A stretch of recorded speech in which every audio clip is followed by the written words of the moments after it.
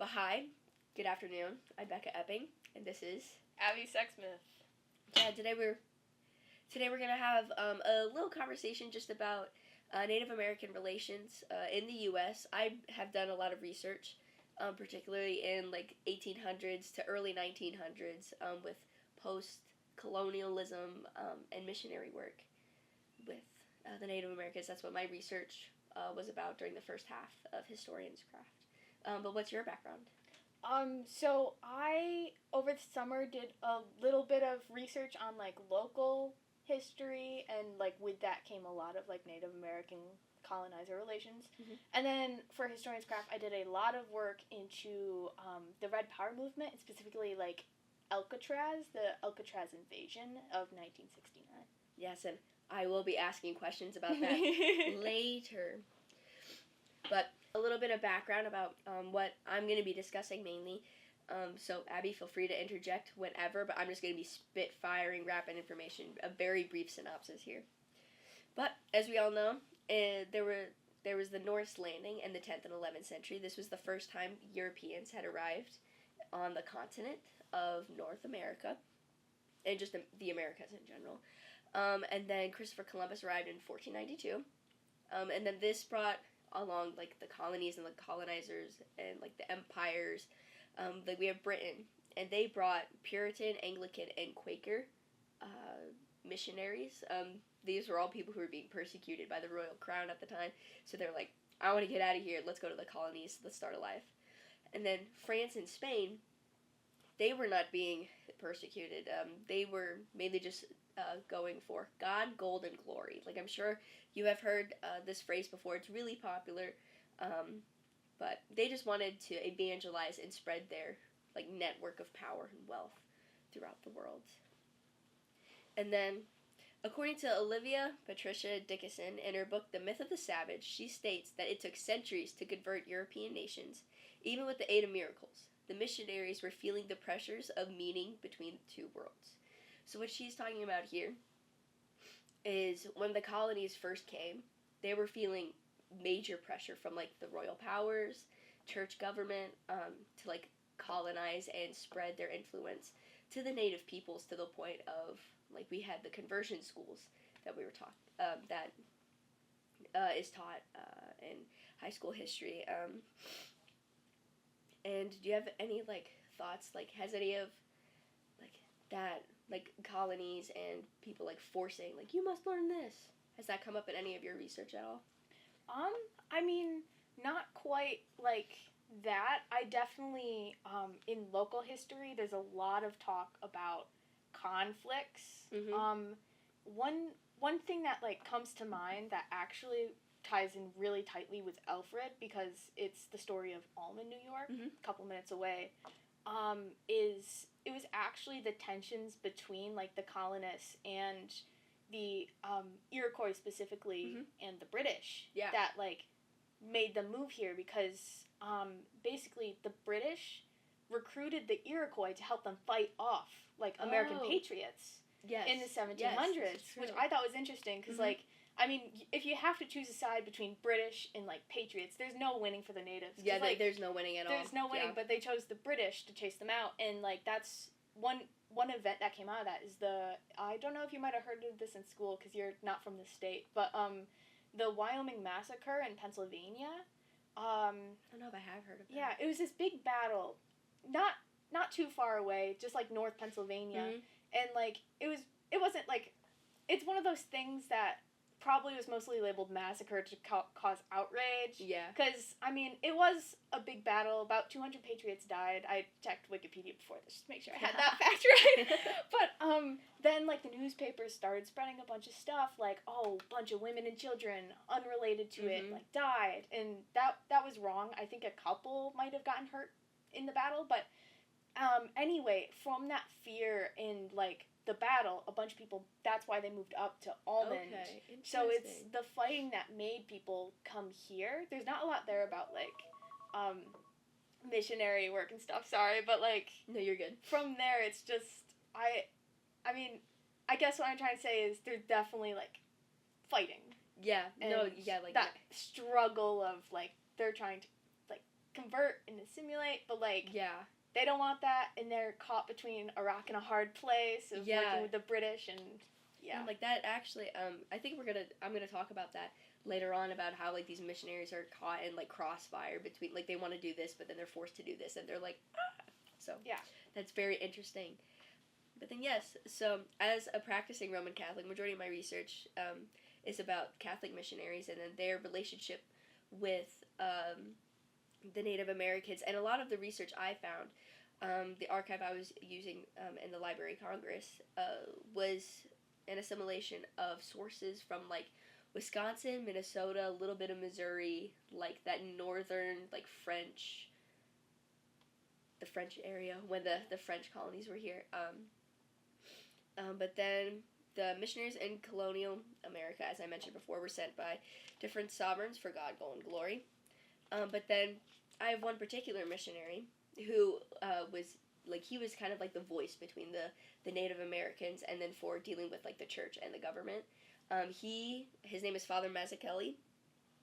He grew up in Italy, joined the monastery when he was really young, and then knew, like, he wanted to go out and do missionary work, so then he, like, applied to go to the new colonies, and to help, like, he wanted to help the like, Native Americans and establish, like, churches and schools, and really, like, promote, like, education among, like, those who were impoverished over in the new colonies. And according to James Davis Butler and the State Historical Society of Wisconsin, Father Mazzucchelli always erected a schoolhouse in connection with each of the 25 or more churches erected by him. The article also elaborates that Father Mazzucchelli dedicated his life to the Indians. So he wanted, like, I've read so much about Father Mazzucchelli, because pretty much, like, you can't go anywhere in that area of the U.S., especially in, like, the 1800s, 1700s, and not find some mentioning of his name in the research that he did. Can I ask, like, what kind of, like, things, like, letters are you talking about, or, like, books? Yeah, letters. He mainly wrote letters, but he also wrote a couple of, like, memoirs about certain, like, there were a couple of sources I've read about him where he wrote down he documented lives of certain Native Americans that he had good relations with.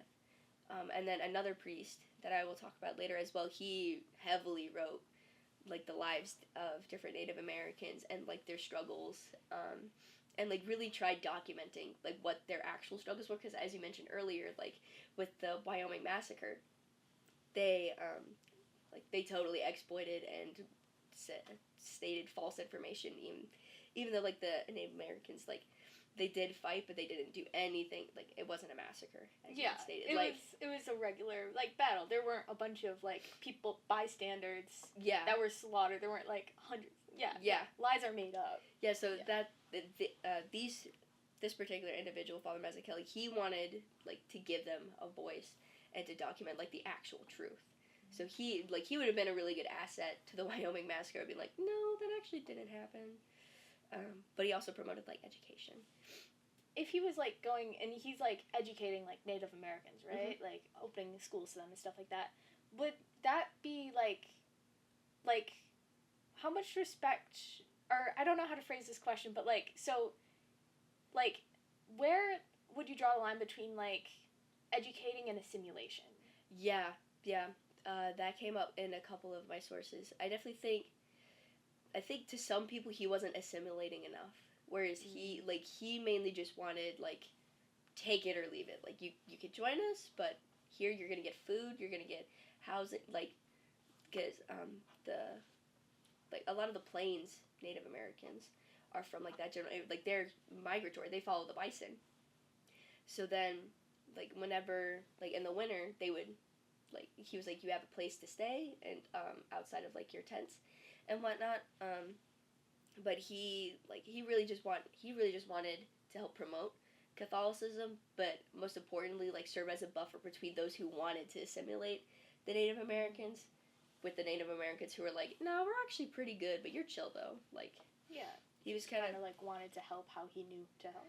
Yeah, and a lot of the pressures, like, I'm gonna go back to that article that I mentioned earlier, where, like, the missionaries receiving a lot of fire from the governments and even settlers themselves. of, like, you're not doing this, you're not doing that. Like, we have to assimilate them, like, eradicate their culture. They have to be one of us.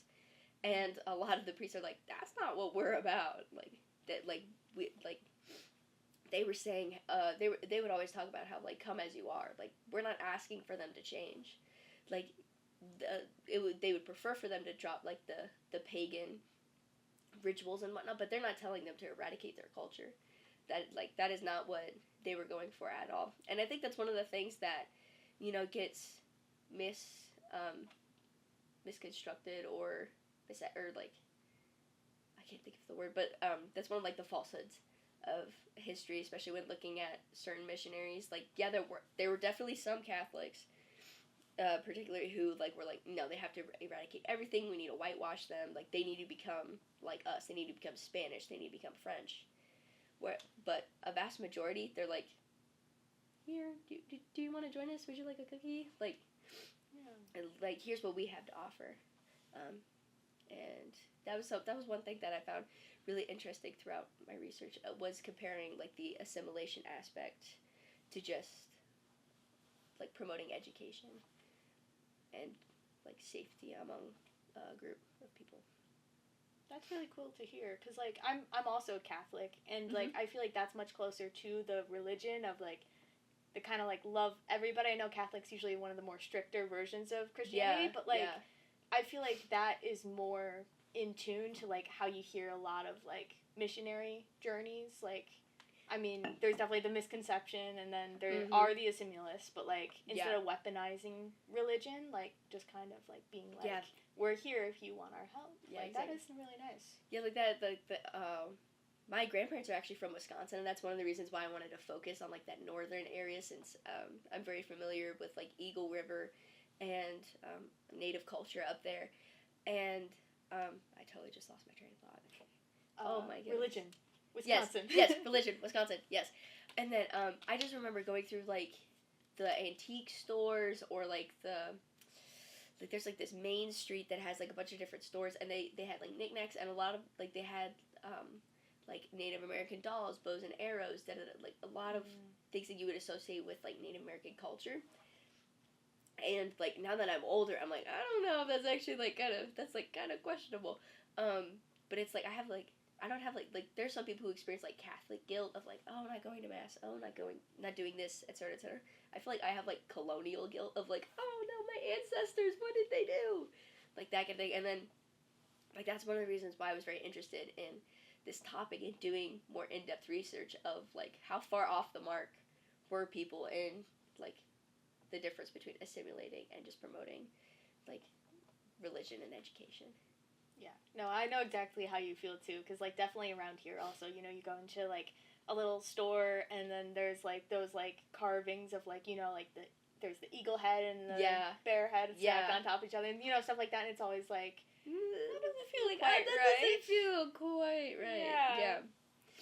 But, yeah, I feel like it's, like, very, like, I love how in this day and age, like, people are wanting to have, like, more of those conversations and do research. But then I feel like people, like, are so focused on, like, the butting heads that they're not willing to open up about communication and, like, hear one side without, like, or admit, like, they were wrong, Exactly. Like, but, like, scared to open the conversation because, like, they might be like, oh, like, what if I say something wrong, or, like, what if, like, that was, like, definitely not what I should have done or said, or I shouldn't have, like, sold those products, and, the embarrassment of it. Yeah, the embarrassment of, they don't want to, they would much rather, like, conform to, they would rather be comfortable than they would be uncomfortable and apologizing. Yeah, use, like, ignorance as a shield. Ignorance as a shield, yeah. Just. But, okay, well, after the fallout of colonialism, the state borders and land treaties in America, the missionaries who were sent royal coffers and funding are now abandoned. So this is, when the United States of America are established. The British, they've removed their funding. So any missionaries that were here receiving money from the crown, they no longer have that. And then not long after, when the U.S. buys the French territory, so that's pretty much everything from, like, Ohio all the way over to the West Coast. Like, the French, they leave, and now their missionaries are without funding. So now their Father Mazzucchelli, who is receiving this funding from missionaries in Italy, he is now no longer receiving money to help promote the schools, the churches, to be a voice and an activist for these Native Americans. And this actually promoted some problems. To Ambrose McNulty and the Minnesota Historical Society, in their monthly executive meeting held in 1905, the overthrow of France in the New World and Catholic missions in the Northwest were unprotected and untenable. These are the people who, again, had been receiving funding for the settlers, and now they had less influence with the natives. Because a lot of, the natives, they were coming to these churches to buy, goods like alcohol. Alcoholism is one of the downfalls of, the huge Native American empires when the colonialists came. And they, because the Native Americans didn't really have anything in terms of beer, wine, whiskey. They didn't have access to those things. So then the colonizers, they went, oh, they like this stuff, so then let's give them more and more and more, and they had no tolerance. So alcohol is one of, the downfalls of the Native American empires, and that's a lot of, what they were trading, besides maybe, deerskin pelts. I know they would trade different pelts, for the French would trade beaver for deerskin or bison. But then Father Mazzucchelli wrote in a memoir about the baptism, communion, and confirmation of natives in 1831. He says that the poor Indians and their dealings with the white man had learned all evil habits of theft, vengeance, and consuming desire for strong drink.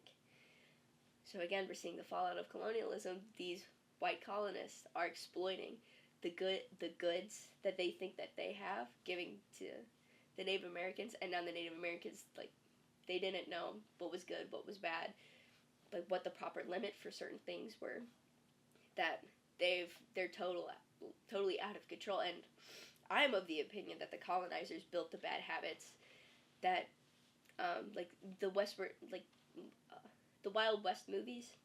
Do you know what I'm talking? Whenever I think of Native Americans, the cowboys. Yes. Yeah. One of the things I always think about is the Native Americans were never like that until colonizers came, and then they started pointing fingers. Well, I wouldn't say never. That occasionally Native Americans would have little skirmishes, and that was another thing I researched. Was that whenever they would have their own little skirmishes, they would deal with it themselves. It would be something similar to a German kingdom and a French kingdom duking it out in the 1300s. So very small, low key. But now that the colonizers are here, it's this whole blown your race against my race. And it was because of the theft, vengeance, and these evil habits that they learned from the colonizers, because that's all they knew, and that's how they associated with the colonizers.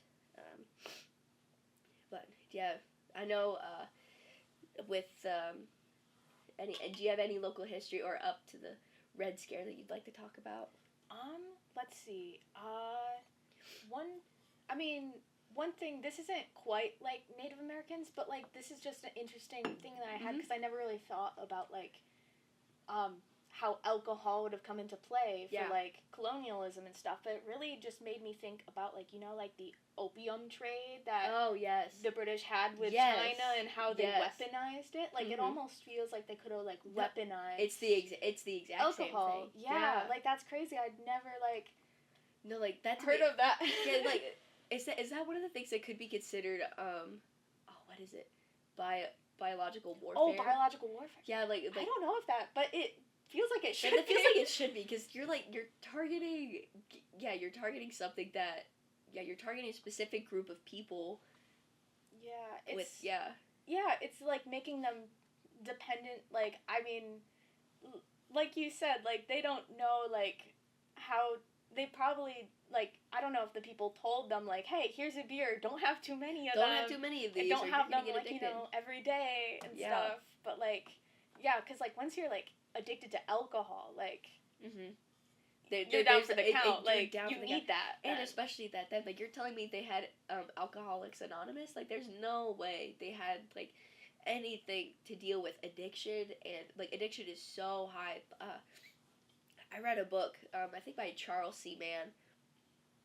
It was about, like, the fallout of, like, Black Crow, and I don't remember specifically, but it was, like, the Battle of Wounded Knee. And a lot of what they talked about was how, like, if you were to go to, like, a Native American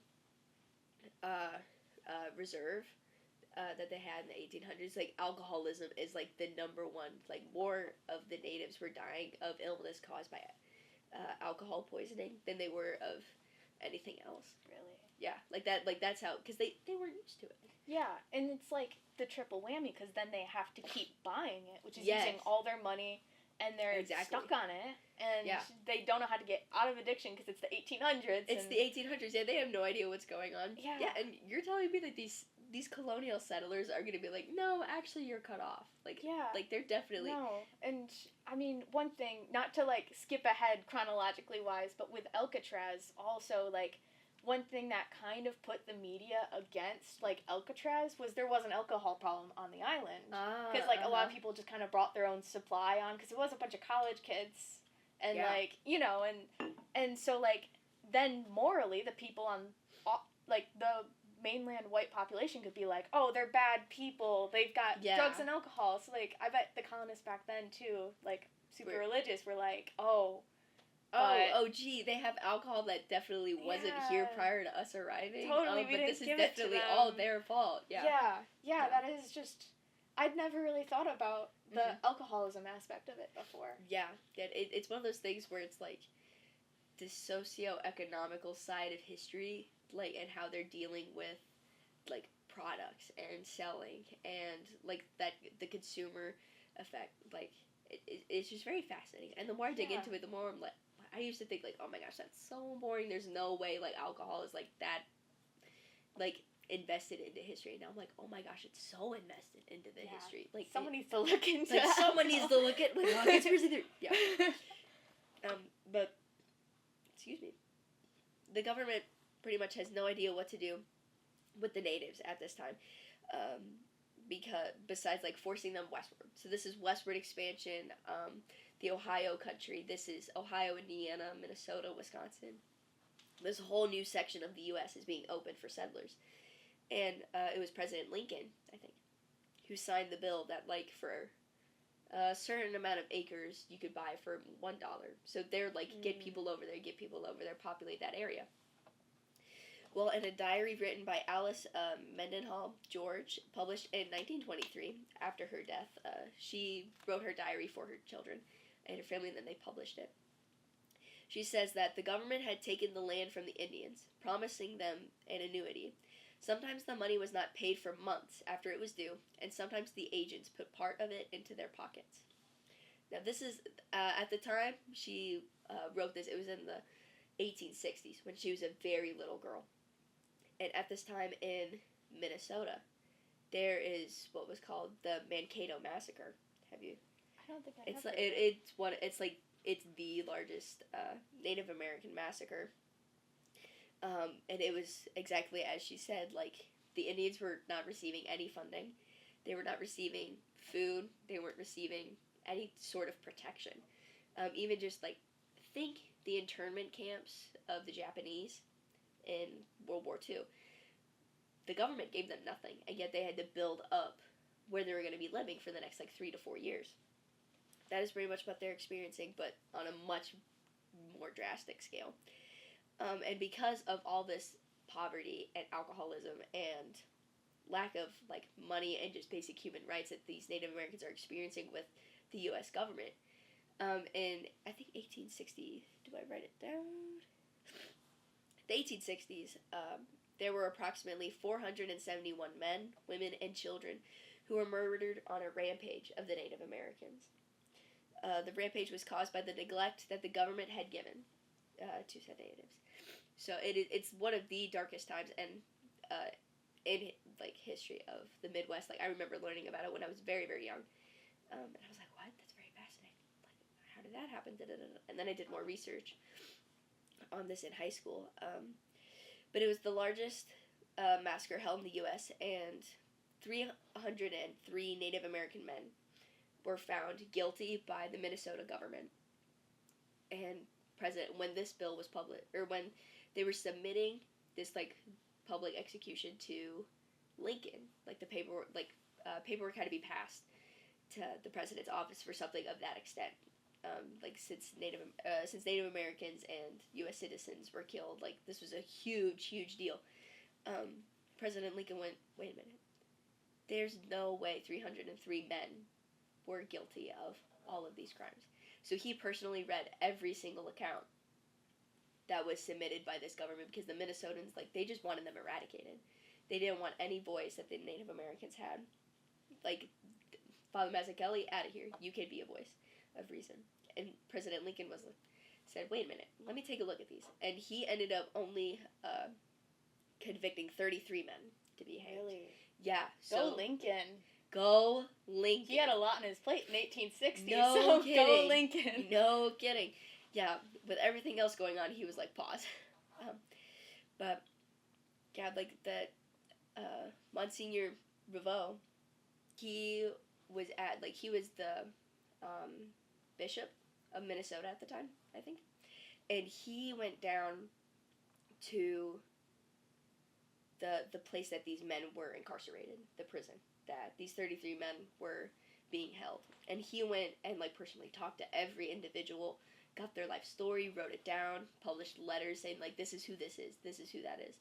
Like, really spoke out for these men, like, saying there's no way some of them could have done anything like this, or give them the benefit of the doubt. Like, look at the circumstances that you have put them in. Like, really trying to, like, turn the tides of, like, why are we focusing on all the negatives of this situation when we should be looking at the whole. And he preached to the third, like, I think there were 2 weeks that the men had before their execution because of paperwork, blah blah blah blah blah. And Monsignor Rivaux, like, he helped administer communion to some of them. Majority of them actually converted. I think of the 33 that were there, I think 31 actually converted to Catholicism before their death, because of Monsignor Rivaux and the faith that he had in them and the situation, and providing them, like, hope in such a drastic period. And he was there, I believe, when they were hanged as well, which I thought was very fascinating. But this is, now you are here to take the floor. The violence in the 1700s to the 1800s, the natives resorted to such barbaric violence of a situation that was forced upon them. That was their response.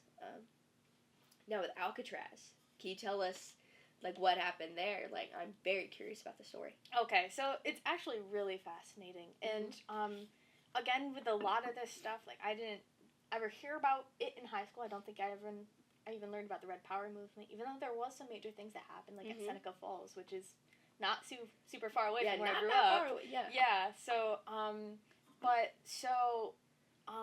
so in 1969, or wait, no, we actually have to start just a little bit before then. So I think it was 1868, give or take a couple years. That's when the land of, like, this is, like, San Francisco. Like, that area was kind of bought from the Native Americans, the Sioux tribe specifically. If I'm right about it being that specific area. I could be a little bit off there, but and there was the deal made that if federal land went unused, it would go back to the Native Americans. Okay. Like, so that's the deal, that's the treaty that was signed. Yeah. And that's how it was left. And so Alcatraz Island became the penitentiary eventually. It was like a military fort, then it became the penitentiary, which I'm pretty sure we all mostly heard of. Yeah. If you've heard of it. You know, like, it's got the worst of the worst and stuff. Yes. But the penitentiary closed in 1963. And so, bam, unused federal land. And so 1969 came along when all the 60s in America, you know, civil rights movements, you got Vietnam protests. Yeah. It's all that stuff jumbled up in one. Crazy years. Wild time to be alive. I'd love to see the 60s. It seems like, just crazy. But so there's also the Red Power movement that I mentioned before going on with, like, a lot of Native American youth. And so long story short, I think it started out with, like, 70 or so, maybe even, like, a little over 100 Native Americans, mostly around college age, but there were, like, some older people, maybe even some families, came to the island through, like, I mean, again, little bit of a story there on how they were able to get onto it, and, like, automatically they were blockaded and stuff like that, but eventually that kind of just went on to, like, there was an ongoing occupation there. They did have to, like, leave the island to go shopping and stuff like that, but they had to use their connections to ferry drivers and stuff, because, definitely a lot of people weren't super happy. But for the most part, like, people were supporting them, because it was 1969, and, like, San Francisco is, like, a super liberal, like, like, stick it to the government. Stick it up.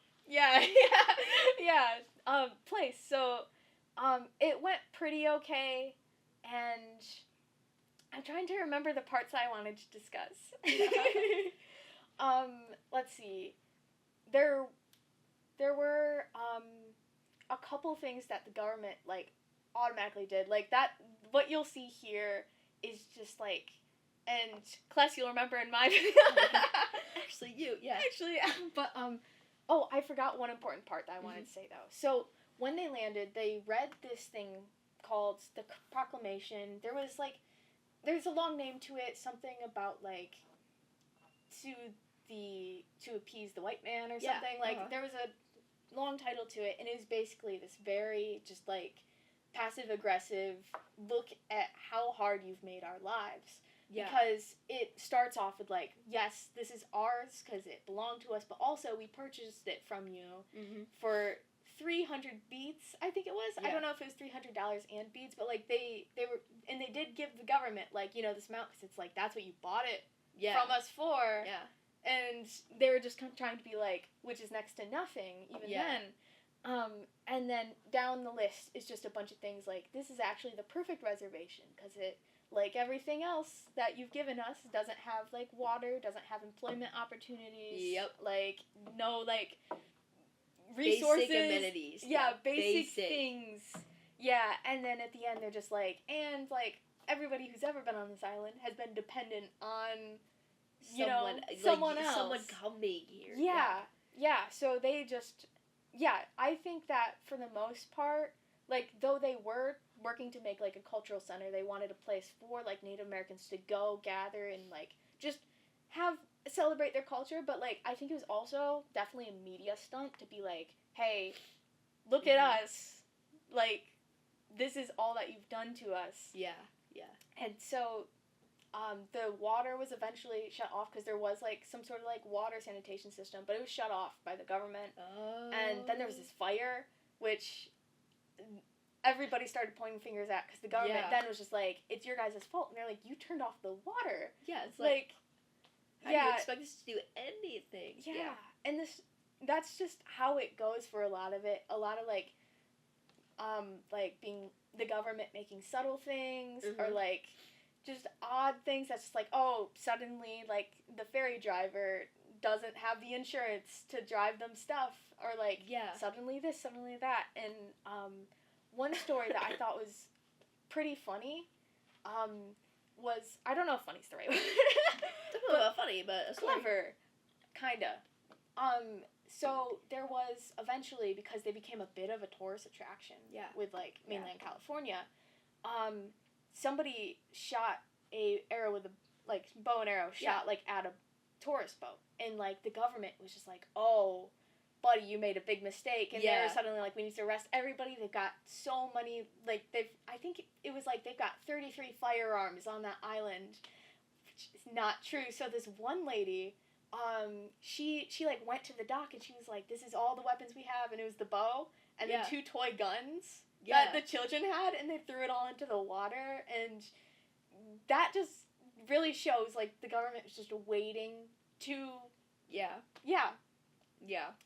and it went on until finally, like, they were all arrested, but it's just a very interesting tale, because, like, I think they did do a good job of getting attention, but by the end, like, really, their success went with how the media was perceiving them the whole time. Yeah. Like, how and if they it didn't was have somebody framed. on, like, that side of, like, with the media, like, promoting, like, no, this is actually what they're doing. Yeah, like, they did have, like, they did submit a lot of their own articles Oh, to some good. Okay, newspapers, good. and they Yes. did have a radio show, and they did have, like, some diplomats, but, like, slowly, things definitely turned. Because the first year, or maybe half a year, was, like, pretty okay, and they did get, like, Jane Fonda, to, like, celebrities. Yeah, like, what? Yeah. Yeah, and stuff to support them, but as, like, things happened, like, the fire and stuff, and, like, the alcoholism, like, people were just like, oh, they don't know what they're doing on there.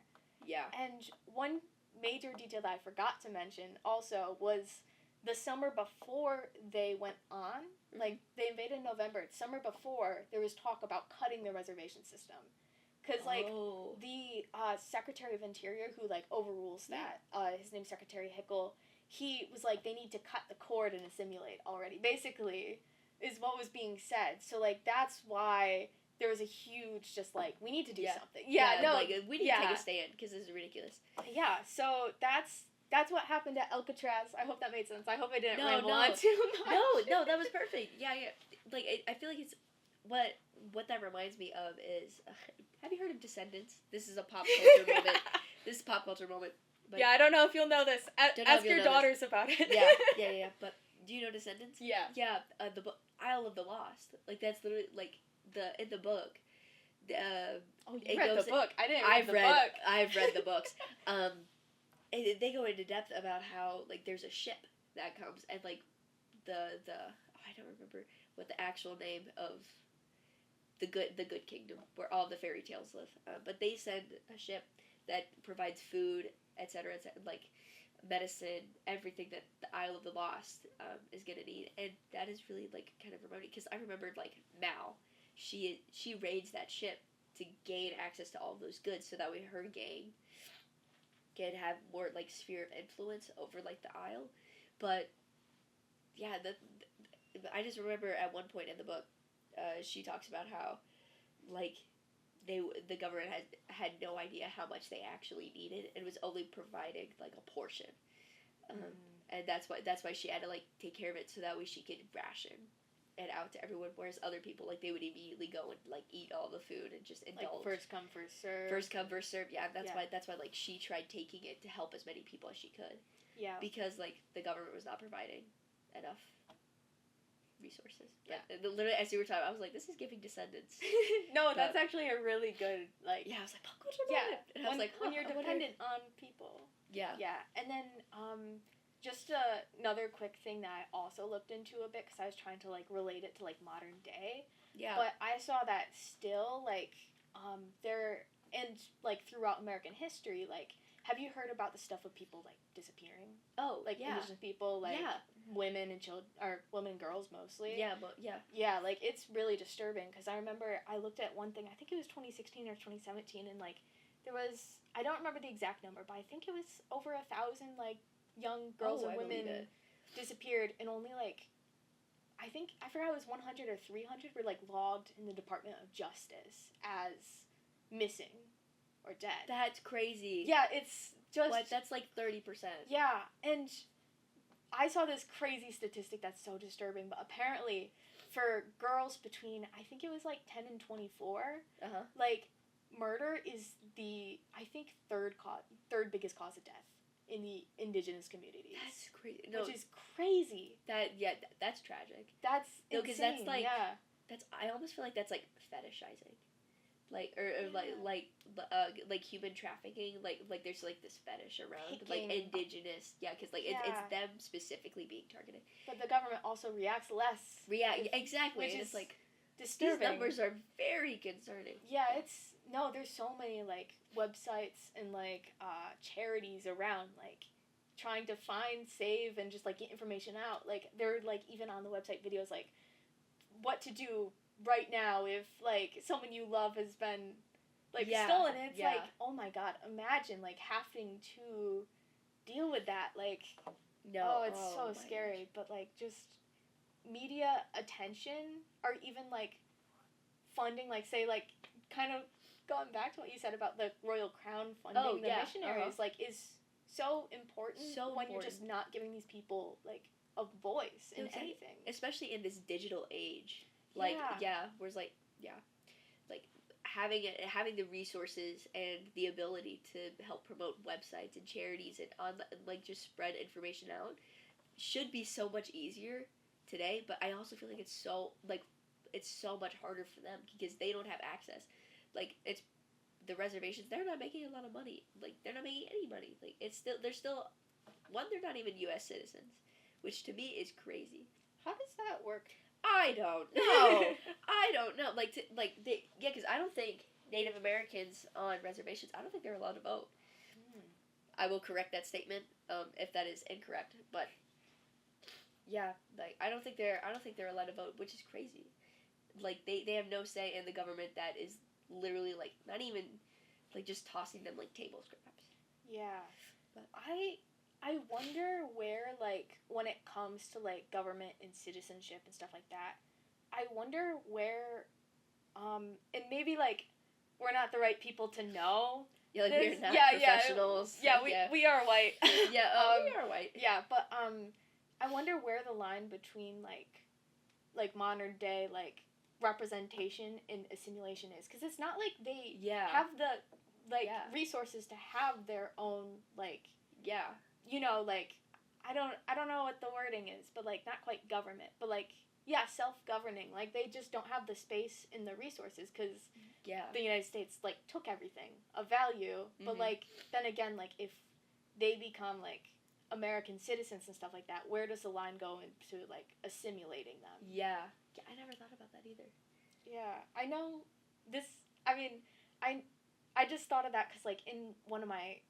ancient Mediterranean classes, like, the Italians didn't want to be taken by, like, or, like, the people on, like, modern-day Italy, a lot of them didn't want Roman citizenship, because that would be, like, assimilating. Yeah.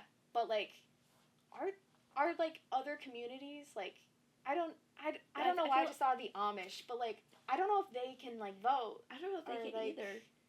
No, I never thought about that either, but this is also reminding me of, like, South Africa with the Afrikaans, like, the Dutch... white people there. Like I'm doing artist research right now for my glass project, and one of the artists I'm looking at is Kendall Geers, who is white, but he identifies as African American because he's grown up, like he's lived in Africa his whole life in Johannesburg, which is very Dutch, but that's because South Africa was a Dutch colony. But like there's also this idea of there have been so many issues in Africa with Africans. With like where they fall in assimilation, and are they still like Dutch, or are they, as Kendall would say he is, like is he African American?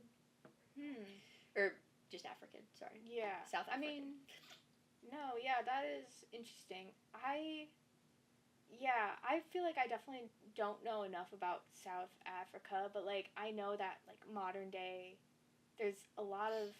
Well, my mind goes to, like, Elon Musk. And have you seen the stuff in recent months? I think there was, like... Because there's, like, a quote on how many immigrants you can get from a place. Or, like, refugees. Yeah. And it was open for the white South Africans, mostly.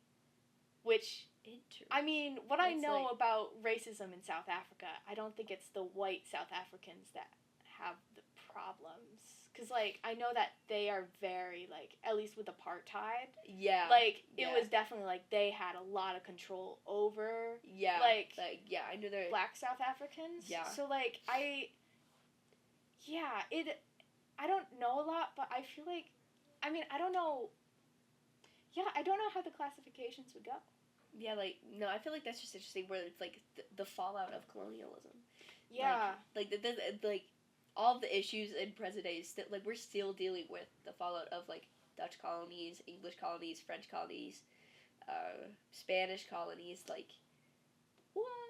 The era of imperialism really messed the whole world up. Yeah. But it is interesting stuff. I wonder how things are gonna go, like, in the future. No, yeah.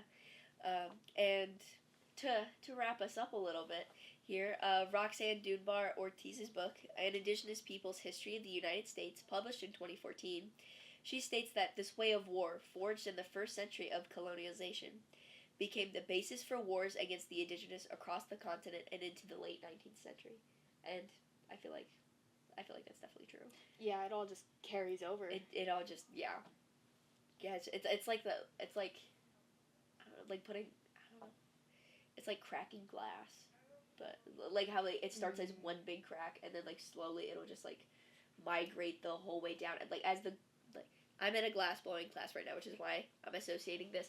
But, yeah, like, whenever you put water onto hot glass, it'll have the initial crack. But then, as you let that glass, like, quickly cools down, that crack just grows and grows and grows and grows. And I feel like that's what colonialism did to the Americas, to Africa. Like, I feel like so much of, like, the Indigenous people's story, like, you could look over at Africa and say the exact same thing that happened. Like, colonialism is crazy.